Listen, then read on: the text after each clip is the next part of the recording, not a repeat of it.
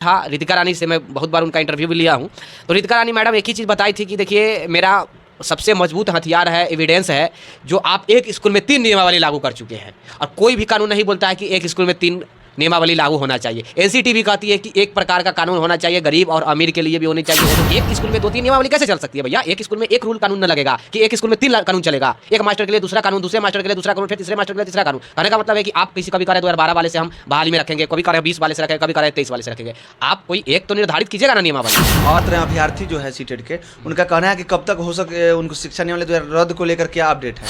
Notification जारी किया, विवाद चल रहा है। नियमावली आई तो विवाद स्टार्ट, नोटिफिकेशन आई तो विवाद स्टार्ट। कभी कह रहा है कि दिव्यांग वालों के पीएमसी से डॉक्यूमेंट बनवाना होगा, तो कभी कह रहा है कि ये डॉक्यूमेंट बनवाना होगा, तो कभी कह रहा है कि हम सब्जेक्ट वाइज वाला को उर्दू और बांग्ला वालों को रिक्तियां नहीं देंगे, तो कभी कह रहा है कि संस्कृत वालों को रिक्तियां नहीं देंगे, कभी कह रहा है कि इंटीग्रेटेड वालों को हम नहीं देंगे, योग्य नहीं करार करेंगे, वो उसे हम बाहर करेंगे, तो कभी कह रहा है क्या कि हम 1 to 5 तो लेंगे, 6 to 8 की बहाली नहीं लेंगे, तो कभी कह रहा है भैया जुलाई वाले को मौका मिलेगा। बहुत सारा पेज है। आप देख रहे समाचार चक्र मनी रिपोर्टर के साथ। अभी मैं मौजूद हूँ हाजीपुर में और मेरे साथ है शिक्षक संघ के मीडिया प्रभारी। अभी आप लोग का कमेंट पे कमेंट आ रहा था कि क्या होगा शिक्षा नियमावली 2023 को लेकर, क्या अपडेट है, क्या होगा, रद्द होगा या नहीं। उन्हीं सारे मुद्दे पे हम आपके मीडिया प्रभारी से जानेंगे कहाँ तक प्रोसेस क्या हुआ। अभी तक 4 PIL जो है कोर्ट में दायर हो चुका है, तो इन्हीं से जानेंगे। तो सर मेरे चैनल में आपका बहुत बहुत स्वागत है। सबसे पहले बहुत बहुत धन्यवाद।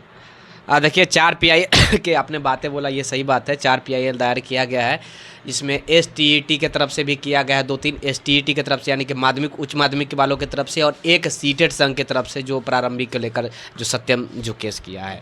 पहले बंटी के द्वारा किया गया, जो STET के कैंडिडेट है माध्यमिक उच्च माध्यमिक का, उनके तरफ से किया गया PIL दायर पटना उच्च न्यायालय में, जो कि रितिका रानी जो सीनियर अधिवक्ता है पटना उच्च न्यायालय के, वो केस लड़ रही है। और दूसरे बार सीटेट संघ के तरफ से, प्रारंभिक शिक्षक संघ के तरफ से सीटेट SK जो सत्यम जी चलाते हैं उनके तरफ से दायर किया गया PIL, जो कि वो भी रितिका रानी ही लड़ रही है। वो भी सीनियर अधिवक्ता हैं, रितिका रानी और दीनू कुमार जो है, दोनों मिलकर लड़ रहे हैं केस जी। तो इसमें क्या जो छात्र अभ्यर्थी जो है सीटेट के, उनका कहना है कि कब तक हो सके उनको शिक्षा नियमावली रद्द को लेकर क्या अपडेट है? अब देखिए रद्द को लेकर तो भैया हम थोड़ी बोलेंगे कि रद्द कंफर्म हो ही जाएगा। कोर्ट में जब केस चला गया है, तो कोर्ट में जब केस चला गया तो वो जजमेंट के ऊपर निर्भर करता है कि सामने वाला जो जज साहब है वो क्या डिसीजन देते हैं। अगर वो कहते हैं कि स्टे लगना चाहिए तो स्टे लग जाएगा बहाली पे। वो कहेंगे कि नियमावली 2023 जो है उसे रद्द किया जाए। मुझे जहाँ तक लग रहा है कि रद्द हो सकती है अगर सुनवाई अच्छी प्रकार से चले तो। इसलिए मैं बोल रहा हूँ क्योंकि कुछ दिनों पहले प्रधानाध्यापकों की बहाली बिहार में आई थी, तो पटना उच्च न्यायालय ने एग्ज़ाम होने के बाद उसे रद्द किया था, जो कि बिहार सरकार शिक्षा विभाग तमाम टीचरों से एग्ज़ाम भी ले ली थी। उसके बाद टोटल बिहार में मात्र 400 टीचर ही अध्यापक के लिए एग्ज़ाम क्वालिफाइड कर पाए थे। तो पटना उच्च न्यायालय ने उसे रद्द कर दिया कि ये नियमावली सही नहीं है। इसलिए क्योंकि 2012 नियमावली जब धरातल पर कंटिन्यू चल रही है तो एक स्कूल में 2-3 नियमावली कैसे चल सकती है भैया? एक स्कूल में एक रूल कानून न लगेगा कि एक स्कूल में 3 कानून चलेगा। एक मास्टर के लिए दूसरा कानून, दूसरे मास्टर के लिए दूसरा कानून, फिर तीसरे मास्टर के लिए तीसरा कानून। कहने का मतलब है कि आप कभी कह रहे 2012 वाले से हम बहाली में रखेंगे, कभी कह रहे 20 वाले से रखेंगे, कभी कह रहे 23 वाले से रखेंगे। आप कोई एक तो निर्धारित कीजिएगा ना नियमावली। और मैं बात किया था रितिका रानी से, मैं बहुत बार उनका इंटरव्यू भी लिया हूँ। तो रितिका रानी मैडम एक ही चीज़ बताई थी कि देखिए मेरा सबसे मजबूत हथियार है, एविडेंस है, जो आप एक स्कूल में 3 नियमावली लागू कर चुके हैं और कोई भी कानून नहीं बोलता है कि एक स्कूल में 3 नियमावली लागू होना चाहिए। एनसीटी भी कहती है कि एक प्रकार का कानून होना चाहिए, गरीब और अमीर के लिए भी होनी चाहिए। एनसीटी जो भारत सरकार जो एनसीटी बनाती है, एनसीटी के रूल को फॉलो करते हुए ही तमाम भारत में शिक्षा व्यवस्था चल रही है। तो एनसीटी के कहे मुताबिक भी ये सही प्रकार से नहीं चल रही है। तो मुझे लग रहा है कि एनसीटी के रूल के मुताबिक भी अगर चलेगी गवर्नमेंट तो वो हारेगी। और बिहार सरकार अगर बिहार सरकार मैं बोल रहा हूँ, पटना उच्च न्यायालय अगर जजमेंट भी देती है तो भी सरकार हारेगी ही, जहाँ तक मुझे लग रहा है। अब आगे तो भैया भविष्य आने। तो हो सकता है चांस नियमावली रद्द होने का भी चांस है? चांस तो है भैया, वही तो बता। मैं अभी अगर कन्फर्म बता दूँ तो सब एकदम हल्ला करने लगेगा कि भैया विक्की गोयल बोला कि रद्द हो गया, कल से एकदम चालू हो जाएगा। तो मुझे इस सब पे कुछ टिप्पणी नहीं करना चाहिए। मैं तो बस यही कहूँगा कि हो सकता है सर, जहाँ तक मुझे नॉलेज में है हो सकता है। और जो बीपीएससी के जो चेयरमैन है वो नियमावली में जो संशोधन हो रहा है, संशोधन नियमावली में बार बार होना चाहिए या नहीं? आज 100 के आसपास, 100 से कम ही स्टूडेंट रहे होंगे जो कि बीपीएससी के चेयरमैन से मिलने के लिए गए हुए थे। मुझे वहाँ पे बुलाया गया तो मैं वहाँ पे मिलने के लिए जब चेयरमैन साहब से गया तो चेयरमैन साहब से अपॉइंटमेंट बिना अपॉइंटमेंट के 1/2 भी नहीं देते हैं। तो उनसे हमारी अपॉइंटमेंट तो नंबर तो वो मेरा लग चुका है, वो जब कभी भी उनका कॉल आता है तो मैं वहाँ पे जा सकता हूँ।